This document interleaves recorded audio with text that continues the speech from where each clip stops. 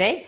So in this webinar, we are going to discuss the humanitarian challenges faced in North East Syria within the framework of the current COVID-19 crisis. And we're going to look at potential solutions to this crisis as much as we can.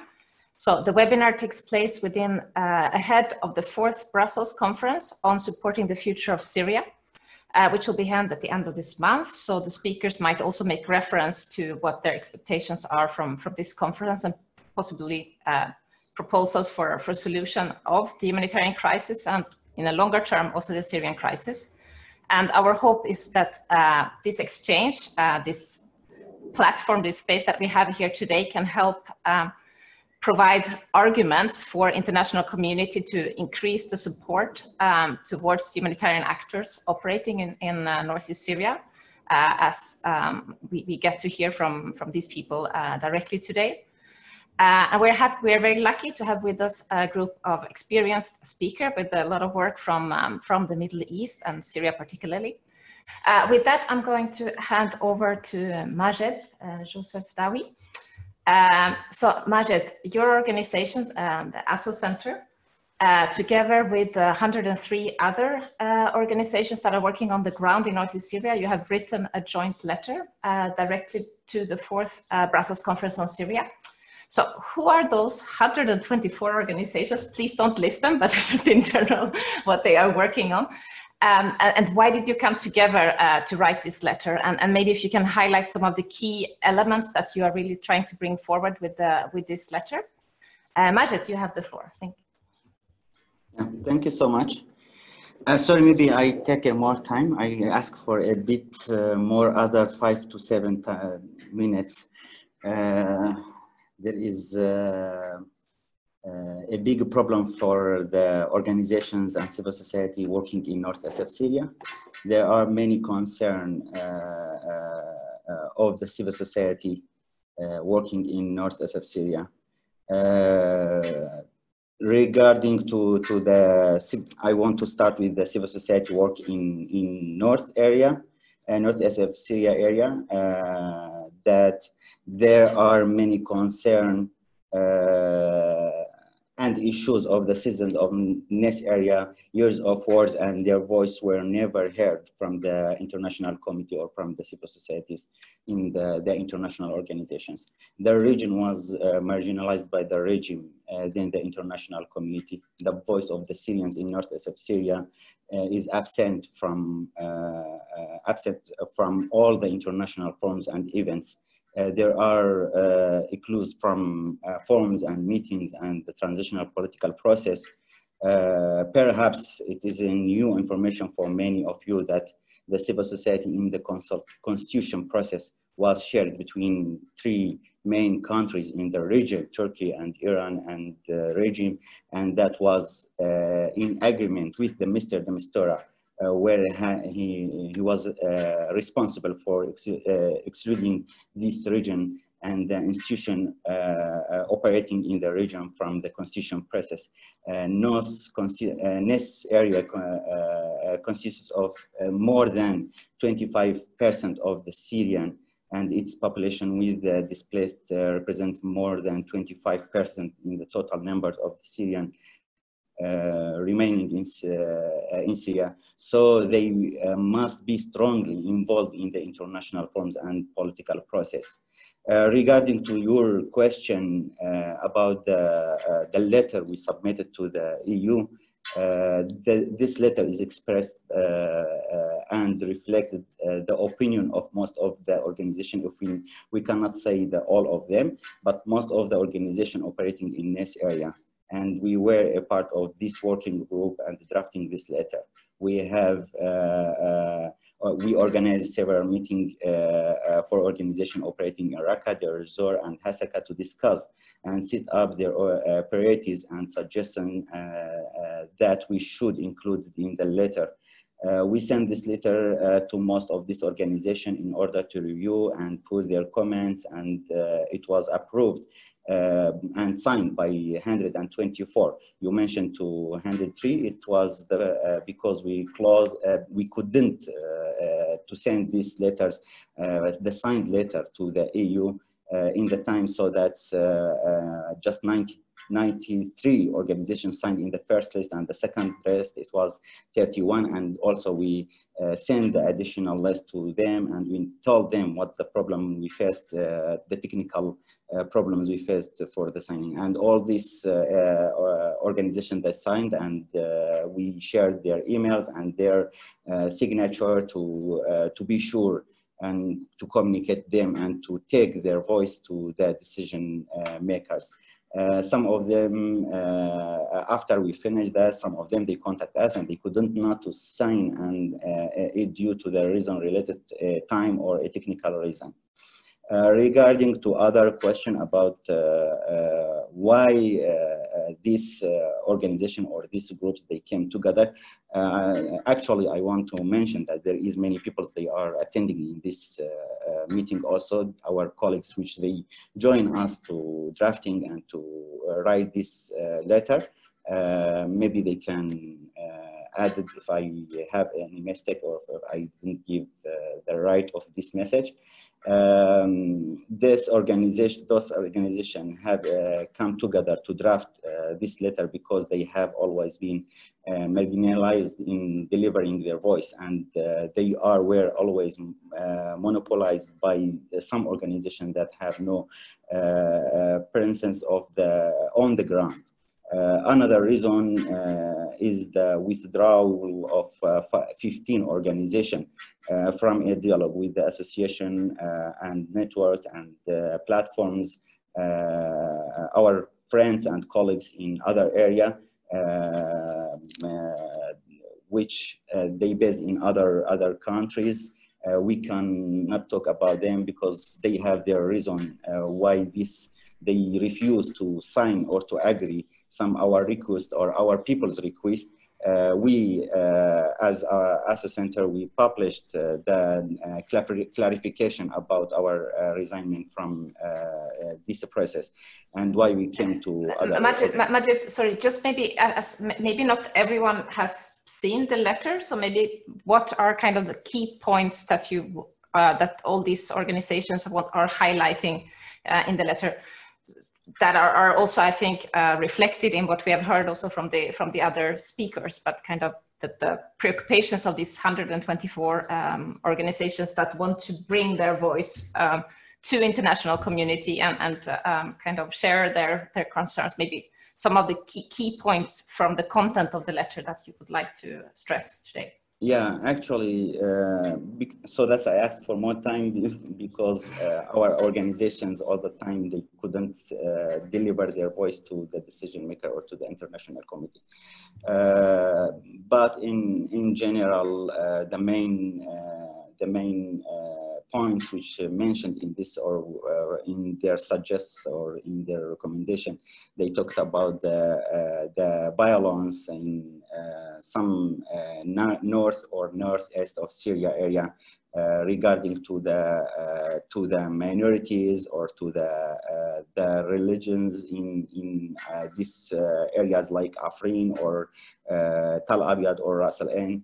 The factions affiliated with the national army or with the Turkish are fighting religion, firstly imposing Islam at schools like in Afrin. They mentioned and they sent some pictures that they asking to wear and to cover.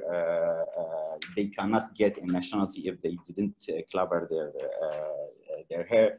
And in other, there is many Yazidis. They left this area because they kidnapped or they killed or they forced them to leave this area. Still, the kidnapping in this area, Afrin or Ras Al Ain or Tal Abyad, still is ongoing, and there is no one they talking about them. More than 200 women detainees in the presence of the factions affiliated with the Turkey or in Turkey, out of more than 5,000 detainees, and the fate of the half of them still we don't know where they are. Turkey and its affiliated factions are fighting the citizens and exerting pressure on them by repeatedly cutting water on these cities and villages, especially in Hasaka province, which is affected to more than 500,000 people in the area. That they asked about that the international community must work on the guaranteeing and securing the people's right to return to their homes, especially in Afrin or Ras Al Ain, and to stop the demographic change. Now there is many schools or the streets, the names of this is changed, especially they are pushing the peoples in the school, like the kids in the school, to wear al-hijab in the schools, which is different to the traditional of this area. And even the schools, they holding the Turkish flag, and they changed the name to Turkish names. That's which they focusing on, according to the preliminary study that the international organization also, they asked our NGO, international organization, to implement in more programs and projects related to rehabilitation people services and in the nest. According to our research we did last 5 months, more than 60% of the cause of the conflict between the local community are caused by the conflict over services, which negatively and greatly affected to the social cohesion. Most of them, of the schools and infrastructure have been destroyed. Therefore, we must rebuild the schools, roads, and the security, electricity. The education, they focused on the education issue. That education in NES is marginalized, and infrastructures do not facilitate receiving education. Poverty prevents many families to send their children to school. And the encouraging of the local authorities certificates is also a reason for many people or parents to prevent their children to go to the school. In addition, Corona was also a primary reason why the rest of the students were not obligated to commit to receive education, and no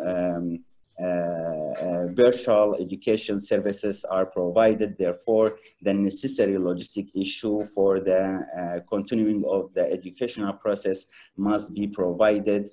Other main priority for this organization or for those NGOs, protecting the civil society institution or NGOs is extremely an important issue, and necessary support must be provided to continue their work and development, as well as provide all assistance services to them, and providing the legal environment for its movement.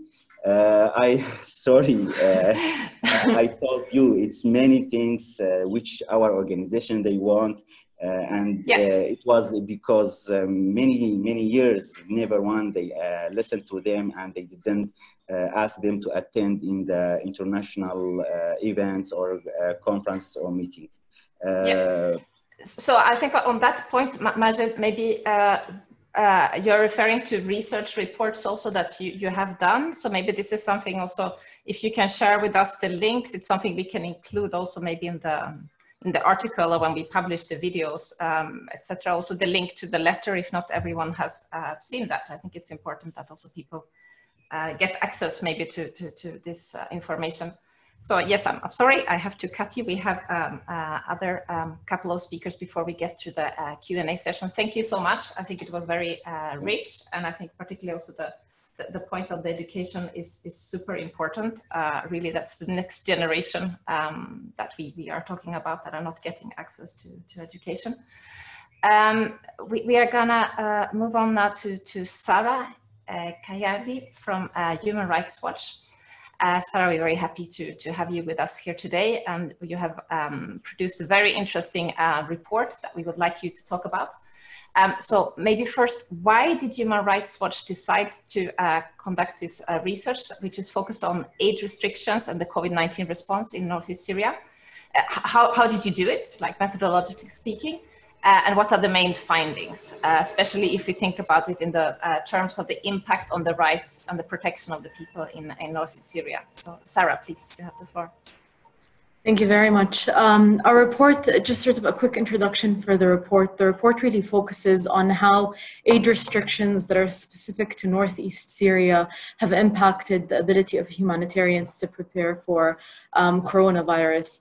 The reason that Human Rights Watch actually started to do this was because we were looking comparatively at the impact of coronavirus across Syria as a whole.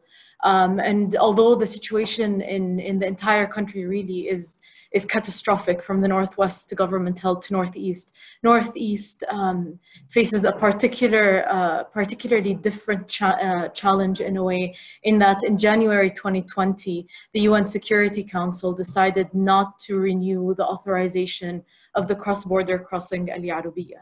And Al Yarubiyya was mainly used, as we had known, for medical supplies by UN agencies. So that loss, coupled with the impact of coronavirus, meant that the situation there is likely to be catastrophic. So we chose this as a priority because we felt like the international community had something that they could do that was very manageable. Reauthorize, I mean, manageable theoretically, right? Because we all know the complications associated with it.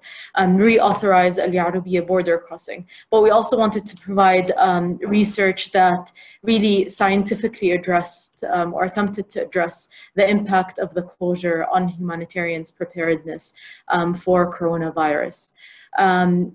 This really depended on our interviews with humanitarians, review of publicly available material, as well as our own knowledge of the dynamics in Northeast Syria based on field visits. Our findings were very clear. The closure of the cross-border of the border crossing had a significant impact on preparedness for coronavirus. It had this impact in three ways. The first really is in terms of medical supplies being provided to the area. There are two other ways that you could theoretically get medical supplies into Northeast Syria, but neither of those ways, the cross line through the Syrian government and then through an alternative border crossing in the KRI at that time, because of COVID restrictions plus delays that we had documented coming in from the Damascus side, meant that not enough medical supplies were being provided to Northeast Syria. The second factor really related to the ability of organizations to scale up in funding. The loss of the cross-border mechanism also meant that there was a gap in terms of the funding for medical supplies, and this was close to 10 million on the ground, but then the projections for COVID were also significantly higher. So funding that they could have gotten for COVID-19, they weren't able to access because there was no longer the UN cross-border mechanism and the pooled fund that was associated with it. And then finally, in terms of reach, the Secretary General, the UN Secretary General issued a similar report around the time when we published our report. And that said, confirming our findings, that around only 30% of healthcare facilities were being reached through Damascus. So that meant that 70% weren't being reached by 70% that used to be reached through the cross-border mechanism were no longer being reached. And this really meant, as we looked at how COVID-19 escalated the situation and made the humanitarian situation in Northeast Syria more vulnerable, it wasn't likely that humanitarians would be able to scale up at the speed that was required for them to respond to this. Well, yeah, based on all this that we have heard, what were the recommendations that you drew out from this report? I mean, the primary recommendation was really for the reauthorization of Al Yarubiyya, the immediate reauthorization of Al Yarubiyya border crossing. Secondary recommendations were directed at the Syrian government, but also at the KRG in order to facilitate humanitarians' access and their ability to provide medical supplies to the region as fast as possible. And then a tertiary recommendation was really directed at donors and at the international community, because it does feel like often Northeast Syria, there's not enough attention being paid to it in terms of funding and in terms of general schemes.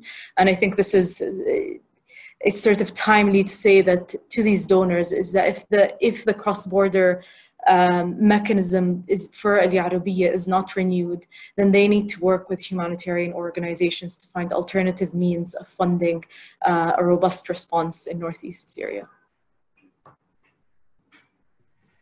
Thank you so much, Sarah, for these very clear recommendations that we hope that our audience are listening carefully to. We are going to now move on to our last speaker before we enter the Q&A session. So we have with us today Bedran Siakour from the Self-Administration. Bedran, what are the main humanitarian issues that you as Self-Administration are facing now in North East Syria? And how has the COVID-19 crisis affected the pre-existing humanitarian situations that you were facing? Bedran, please, you have the floor. There's going to be consecutive interpretation, so I ask the audience to wait for the interpreter to start. Okay. ما هي الأمور الإنسانية الأساسية التي تواجهها الإدارة الذاتية في شمال وشرق سوريا، وكيف أثرت أزمة كورونا على الوضع الإنساني والاحتياجات الإنسانية، وما هي الآثار الخاصة التي تسببت بها هذه الأزمة؟ بلد أسبيك داس حمو سباستك مسراب ورجبو حمو باشتربانا وأم سازياتك وشيناش بمرواية سباستك سر أبري خستن كرنا وانجبو بيجليني. First of all, I would like to thank you for having me in your panel, and I would like to thank in particular Fight for Humanity for organizing this important event. بيجمان دنيرينو ديتنن باشداربانا دا قالك نيرينن هجا دركتن ام سباسيا وان دكن ام دخازن هناك تشتغل السال بينا زيدا بكن. And I listened and attentively to my colleagues, the previous speakers, and the ideas that they have raised are very important, and I would like to add on them. وكاكو حركز زنا الربابية خسر دناب زحمتي وتحديات المزنة أبا بوجد 2014 وبربا. As everyone knows, the autonomous administration has faced a lot of challenges since its establishment in 2014. دا عالیه که دا ایرشن سیاسی و ایرشن لشکری جعالی دولت ترکیه و داعش و گروپن تندرو. There has been attacks from the Turkish state and its affiliated groups like ISIS and Nusra. وقتی دیجی هروها دورکت و حصارک آبوری لسربی هریمه دا دستپیک کریز سوری دا هیه. And also since the onset of the Syrian crisis, this region has been blockaded. تبلیغ تحدیاتنا گیش ربابی خسر دنوا تکوشینه که پرمزن نبود دیجی تروری. Despite all these challenges, the autonomous administration has made huge sacrifice and fight against terrorism. وكاكو سدي شست جبا هرم ربابي خسريه باكو رجلات سوريا جدا شاتن رزقار كرن. We have managed to liberate 60% of the territories which were occupied by ISIS. واب هرم كواتني رزقار كرن بنسازيه وتماما هاتبو خراب كرن امكان خدمات تدا قلق زحمات بون. The regions which were liberated from ISIS were rebuilt again, and the services and the infrastructure were totally destroyed. هروها ربابي خسر بإمكان نخوي ذاتي ودناب زحمتين أبوري دا خاصكو بيستوي احتياجين هرم رزقار كري وحمو هرم كود بن باندورا بدا جيان لكن زيادتي بيج من الإنسان احتياج وان بيج بنا. So the autonomous administration did its best to provide services and livelihood for more than 5 million people living in north and east of Syria. اف هرم نسبة لهرم سوريا هرم كدها باستقرار بو جبوي بيجي قالك كوتشبري وقالك نازح الدرباسي به هرمي بون. This region, north and east of Syria, compared to other regions in Syria, are the most stable. That's why a lot of displaced people have sought refuge in this region. The هرم ربابي خسر دا 15 کامبین پناهبران هنه و یک کوچبران هنه. In our region, there are 15 camps of displaced IDPs and refugees. زیادتری 100,000 کس دوا کامپا دا جیان دکه. More than 100,000 people are living in these camps. و زیادتری 700,000 پناهبر جهندری سوریه و پناهبران ده هرم پشت ایرشن ترکیه دنبال اجواک هرمی دکون دو باجار ویدا جیان دکن. And we have also more than 700,000 displaced people from the other regions of Syria and from the newly occupied region by Turkey and its affiliated groups. براستی افهمو پرسگریکن پر جدینه لپیشبری ربابی خسر.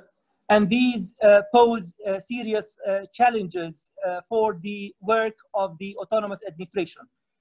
بگمان دم اب کریزا کرونا جی چه بو لهم بری بنا ربابی خسر به امکان خواهی ذاتی خاص تدبیر بنا بگره.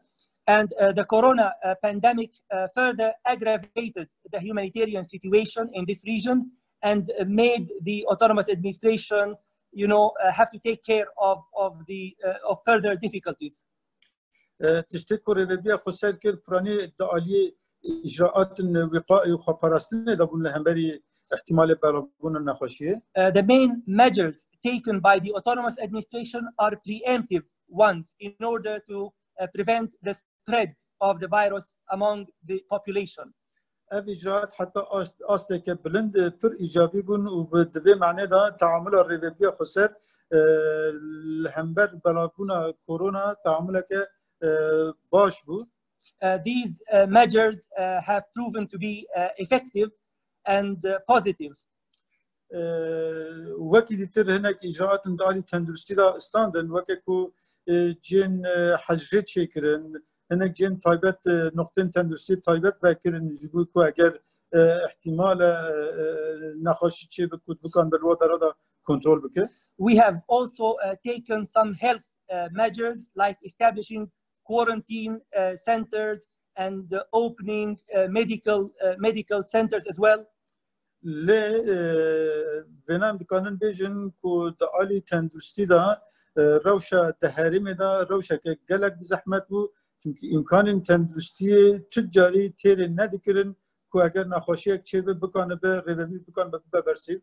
But despite all the health measures that have been taken by the autonomous administration, we still face huge challenges because our capabilities are not enough to address the needs of the population. حسب جهاز تحصيل نبون حتى بشتي كو ام لقال هرم كل سنه كاتن تكلي هناك جهاز مارشاندن. For example, we lacked test kits and some equipments to be used to counter corona, and it took us some time to be able to bring them from the KRG, from the Kurdistan regional government. وهروا هجمارك بركيم جهاز انعاش مركز جامع بركيمن يعني تريد تشتكي نادكرن جبوا بما هجمارك جدار بخاص حتى نهاجي ناقش نجبر دوركشك وهي وزحمتك وبقينا جامع. And we have also asked for intensive care units to be sent from outside the region, but so far we have not received anyone. وهروا هما آلیکاریش گلک دولتان خواست کو دالی تندرستی و درمان دا آلیکار من بمره لحتی نا او آلیکاری نگیش نجبر کو ری گرتینه ری لسر هریم نبکرینه او جی آستنگونه حتی نا تشتک نگیش تیمه. Also, we have requested medical support and supplies from many countries, and we have been unable to bring them here because of the blockade.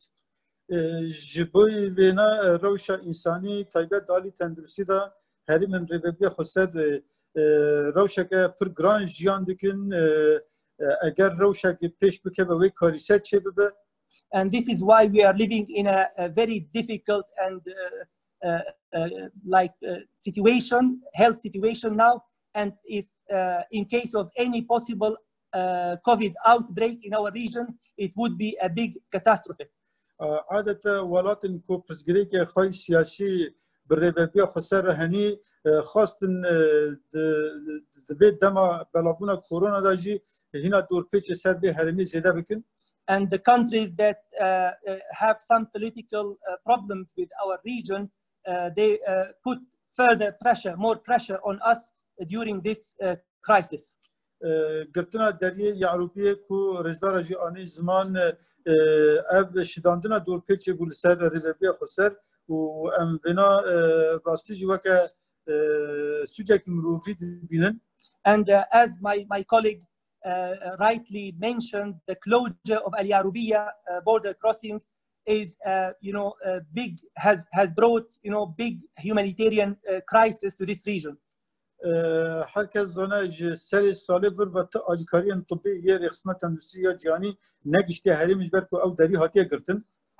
Since the beginning of 2020, we have not received any medical or aid from through Al Yarubiya because of its closure. همو دیعای کواتن کرن کشت دوات دری را چک تی در باز کرن نزانم چکدار تینه در باز کرن نظام تجارت انجدا تی کرن نراسته او دری تنه جبوی آلیکاری و مساعدات طبی دهات کرن او جی تماما هاتر راوستاندن. All the allegations that this route or crossing was used to smuggle weapons and other things were fake, and this distorted the reality. It was only used for bringing medical aid and supplies to this region. بریاره روسیا خواست که من مجبوری ریا شامه بکه و کوک سیاسیان باندورا شامه رژیم شامه لحری من ربیبی خسر زیده بکه. Russia, by supporting this resolution of closing Al Yarubiya, it wanted to putting further pressure and support the regime and empowering the regime at our expense. نتاون یک بوی بری به پیشنهاد که دریه گریسپی ببکرن ما ام تبلی و پیشنهاد نابن راست نابنش بر کدوم کنترل چتا و داگرکاری دولت ترکیه دانه و داره نه آمنه نه ممکنه آلیکاری دو داره بگنه حریم همه. The UN has proposed Talabiad border crossing as an alternative for Al Yarubiya, but we see this not feasible because this border crossing is controlled by the terrorist factions. و ذاتن دسر ریا شامه را وقت کوهات زمان تو آلیکاریه که جدی ناگینه حریم تشتی کدگینه حریم او جی نقطه رژیم و رژیم جبوی خواه فایده جدیدینه دالی سیاسی دا بکارتینه. And also, as mentioned before, the aid coming from the regime or through the regime does not reach our region, and it is only given to the regime's areas, regime-controlled areas in North and East of Syria. جبر بنا دبی لز برنامه و پیرانه که عاجل جالی سازین جهانی یا علاقه در هبکو ابروشکو باکو رجلات سوریایی مداخله بکه. This is why we call on the international community and international institutions and organizations to intervene quickly to address these needs and find a solution for this crisis. پشت اب جزاین آبوری یل سر شامه قیصر یا کو دست بکر جبر بناجی هدی روشا آبوری حد چه گراند به بابون چه به در پت جان زحمت به. The economy here is also deteriorating due to the enforcement of Caesar Act that was announced yesterday. بگو من اب بخارا هدی و پرسگری که یوسف فقیرتی پر درخینه بیکاری درخینه امکان ممکنه پر نخواشی دیده بالا ببین روشک تندرسی و به کریز هیر جوی در که پیش. it will create unemployment and many other problems and the crisis due to lack of jobs and other things. جبوی تی خواستم پشگیری که مالی آبوری جبوی هریم روابی خسر بکرن جبوی کو حقیقتا بکنه بن هم روش پنابری کو هنی هم روش جواک محلی یا کو کریزه که آبوری جیانی دا جیان دکی کو مکان پیرا پبن آلیکار. This is why we need financial support to the autonomous administration so that we can take care of the IDPs and the camps and to be able to carry out our duties towards them. راستی عالی دیت داشی دعمکی تایبت جبوی سازی NGO یه هرمی چه ببه کو بکانه بن پروژینی کو ببن آلیکار بن سازی هرمی پرسگری کن هنی تیدا چاره سر بکه. Also, we ask for support for the local NGOs in order to be able to make projects and alleviate the suffering of the people in this region. جبركو حتى نها جبوي سازد NGO جبت بروجين جدي يعني چه بنا فقط ندوه أصلا زده نبنا آلیکار جبور ربابی خسرت کو بکن پسگیری که پیرا چارسر بکن. Because the NGOs the international NGOs have not been able to address the challenges and the difficulties here. This is why we would like to have support for the local NGOs to complement their work. Yani belki من دسیس بیا بینن سر زمان یک کوبراستی جدی کار کردن خبرتینه لأما بکشتی پیرانه که پر جدی جعلی وانده نبوده. We can mention some international NGOs that made or good work here and good, but in general they have not been able to provide the expected support and help. از مجارك تيجي بقولنا من دريش كر از مجارك تيجي بيجن. I would like, I'm sorry, but I would like to finalize my speech by saying something. أوجي قردايا روشة هريمن عفرينة وقريس بيو سريكانية يكوج عليه تشتاو دولة تركيا باتي داقل كرن. Which is related to the cities of Afrin, Serikani, and Tel Abyad, which were occupied by the Turkish-backed groups. دولة تركيا أو هريم بقارندنا قادن شر وتناكرنا وقركرنا جبوي كلمة. You know, these regions, the Turkish state have turned these regions into places for violations against the local, the indigenous people, our indigenous people there. آگاهی جمع چبون دولت ترکیه بلا نخاشی خواهی کرونا تانین در باسی و هرمات کرن دوی داری جن تایبت جرا چه دکرن. And we have also heard some news that even they try to bring the coronavirus to spread in these regions. یدی دو هرمات بن پیکرن پر سیستماتیک بریک و پیک پیش دیکن با آرمانجا تناکرن و قرکرن گل مد دوی هرمات.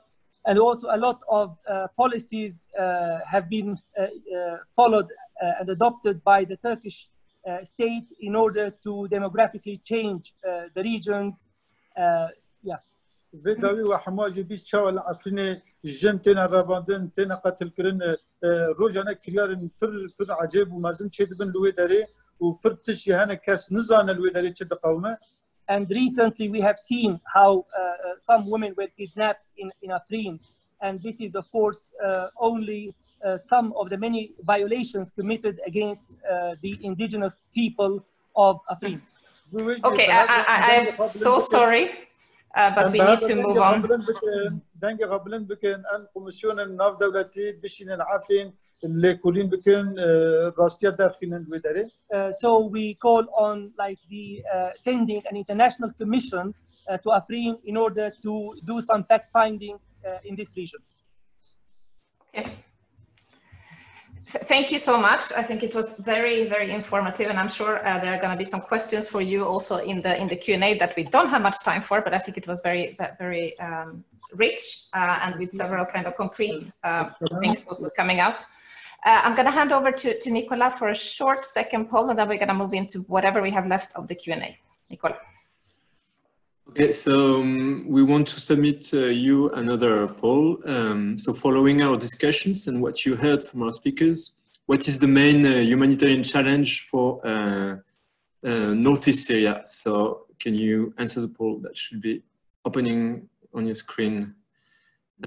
Maybe you have 15 seconds to answer.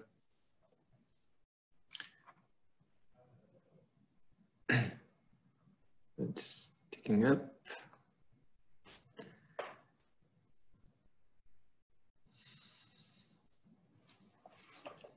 Okay, 5 more seconds. Sorry, is the question addressed to Mr. Badran? No, it's a question for all the participants also listening to the webinar. So we have already 40% that voted, so I think that's already enough. And I think so the question of access, as you can see, was the main, according to you, the main issue. And I think from our discussions also, that was a very important topic. So now are we moving to the Q&A session, I think, huh? Yes, I think we have been collecting some questions in the chat, and then we also have additional questions if not, but I think we are gonna keep ourselves busy the last time we have left of the webinar. So maybe for the speakers, just try to answer kind of briefly to the point so others also get to answer maybe the same questions. Nicolas, what do we have from the chat in terms of questions? Okay, so we have a first question about the impact of COVID-19 on the movements of refugees from Iraq to Syria and from Syria to Iraq. So apparently there were reported movements of Syrian refugees in Iraq coming back to Syria, and also Syrian from North East Syria going to Iraq, to northern Iraq. So I don't know if maybe somebody can answer that question. I think Bedran was waving his hand. I don't know who. Bedran, you were, yeah? Bedran, no? do you want to answer that question? I don't think it's okay. No? Anyone else? Not really, yeah? Okay. I don't know if they heard actually the question. Maybe. No, so the question was about the impact of COVID-19 on refugee movements between Iraq and Syria. Maybe Majed, you can answer on that question. Yeah, I tried to keep that for Amy. Maybe she has more information. In general, it has a big impact and effect to the Syrian refugees here because the border is closed between KRI and between Syria. And even there is no official border between these two areas.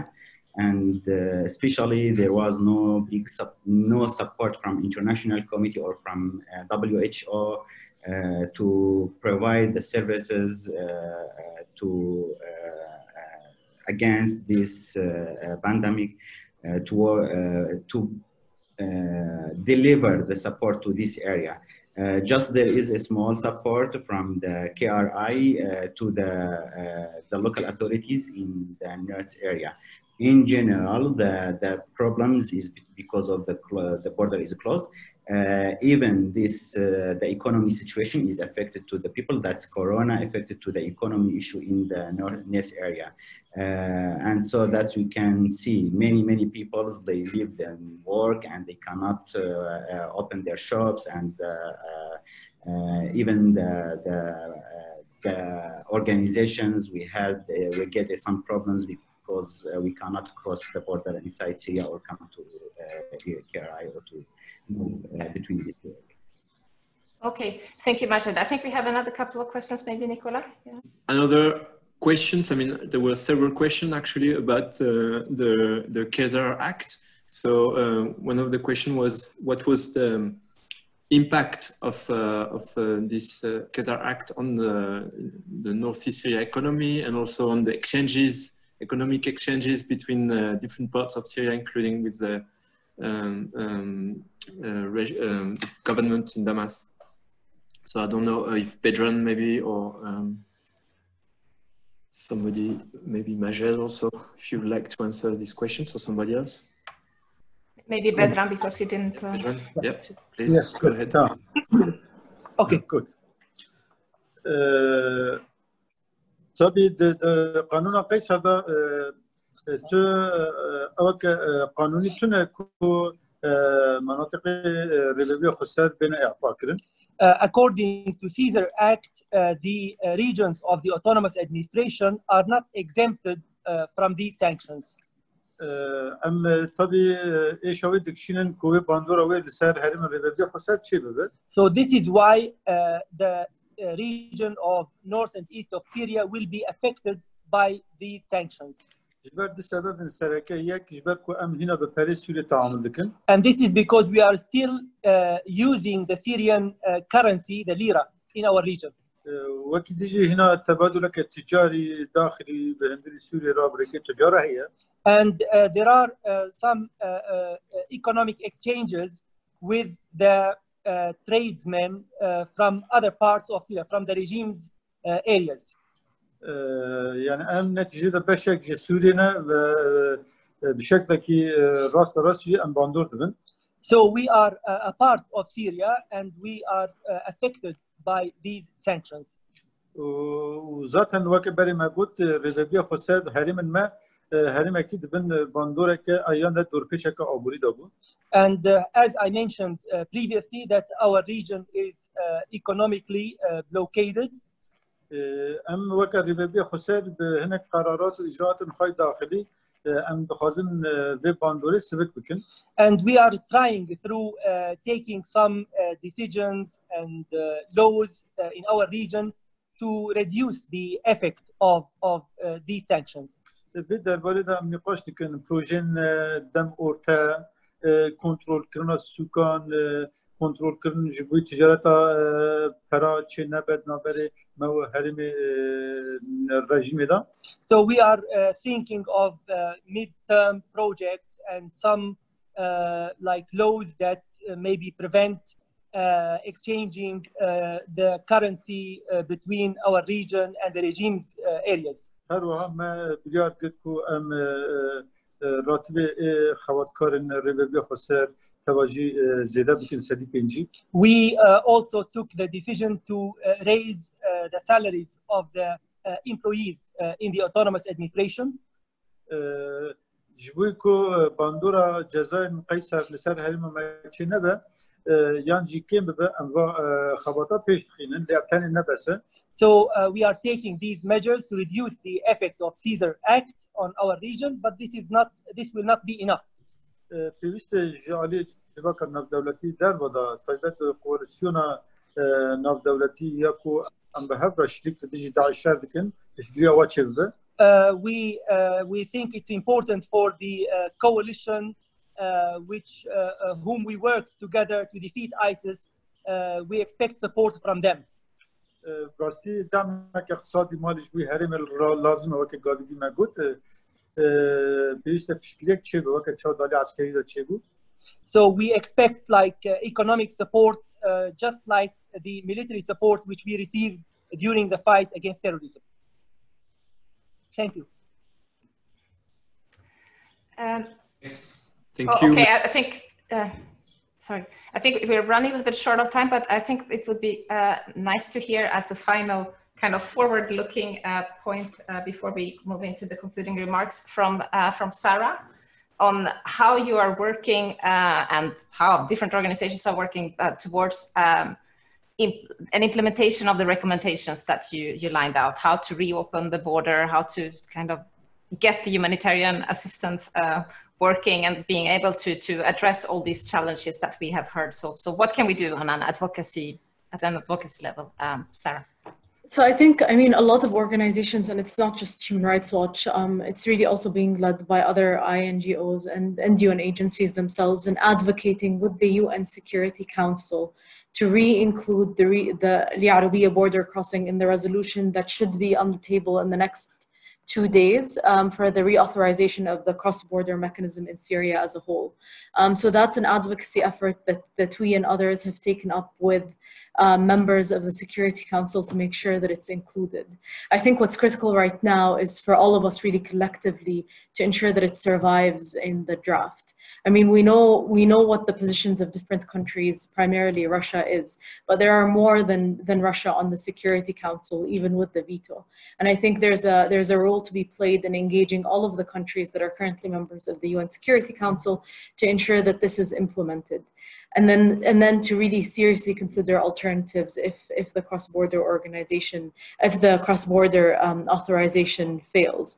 I just had one note on existing alternatives that had been proposed in the course of the reason that we are calling for the reauthorization of the cross-border mechanism is because there are no viable alternatives as of now, even when we talk about for the UN specifically. So cross-line isn't sufficient. Other border crossings with Turkey are not, I mean, they would create more problems than they would solve given the geopolitical situation. So really, Al Arabiya, given the almost imminent threat of the crisis, is the primary way to go for the UN.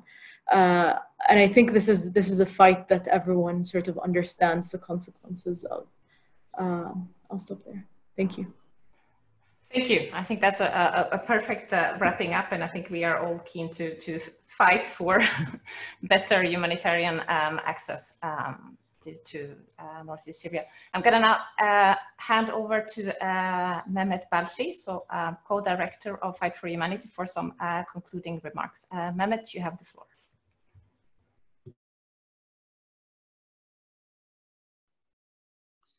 Thank you very much, Anki. Thank you very much to everybody. Really, it was a very interesting discussion. I think a lot of insights, a lot of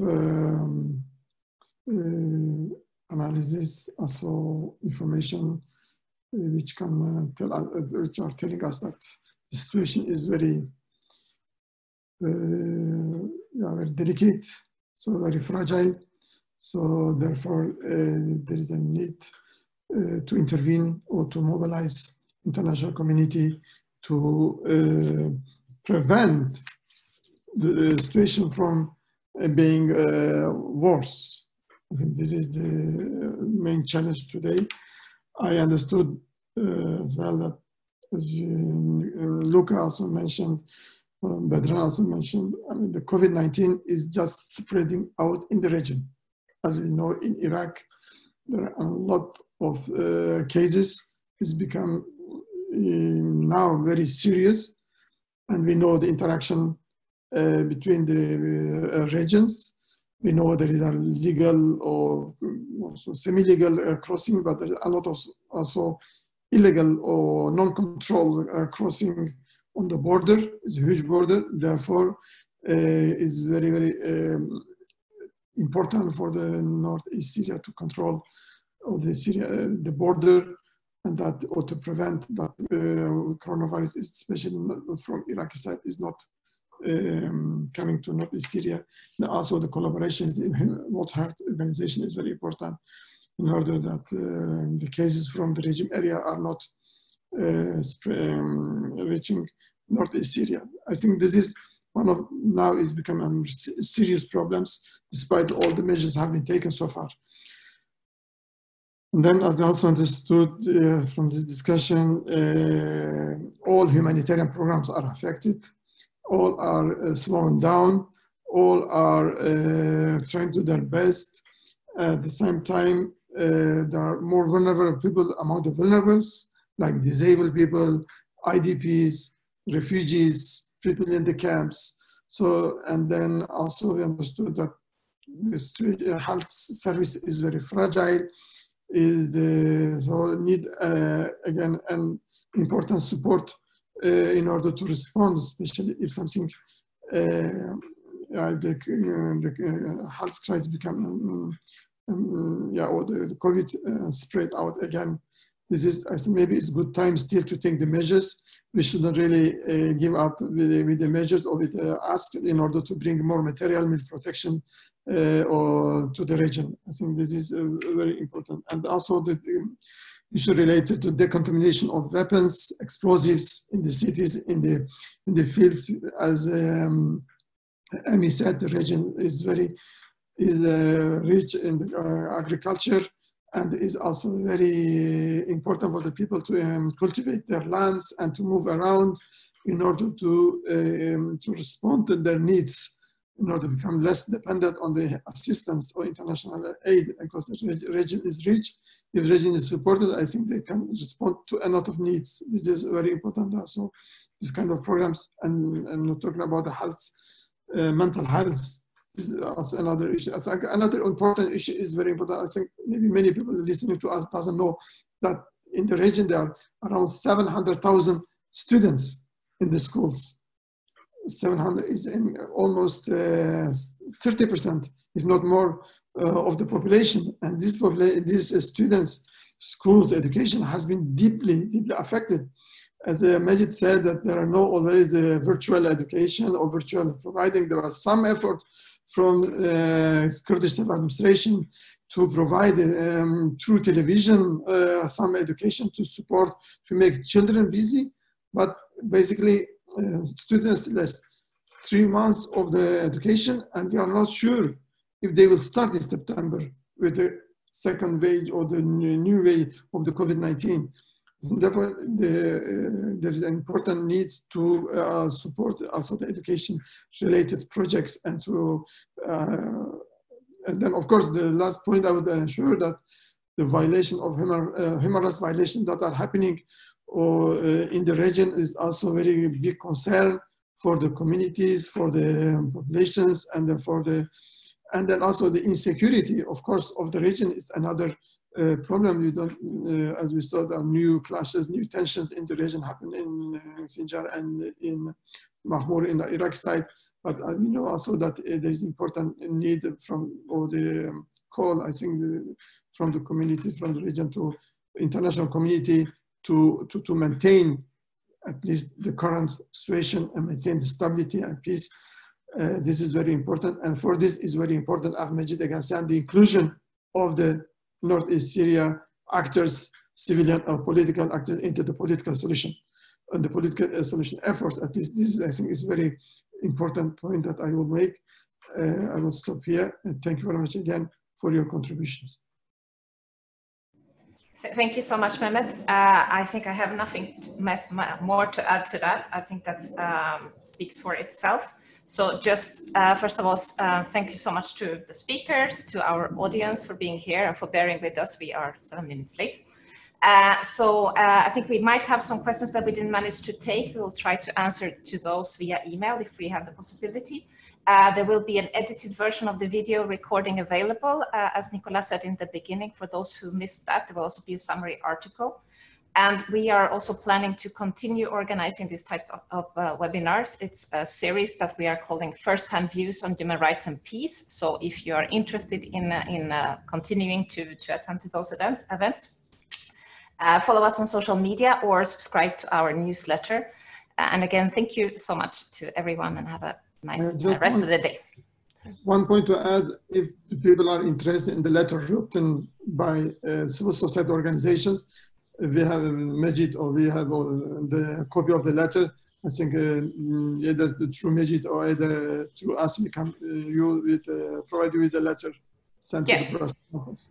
Absolutely, and we will add it also, I think, to the documents when we do the article, etc. So there will be the link. So for sure, I think that's, and other reports also, of course, that are available, like the Human Rights Watch report, for sure. So thank you, everyone, and thanks for that point, Mendel. Thank you very much. Thank you. Bye bye.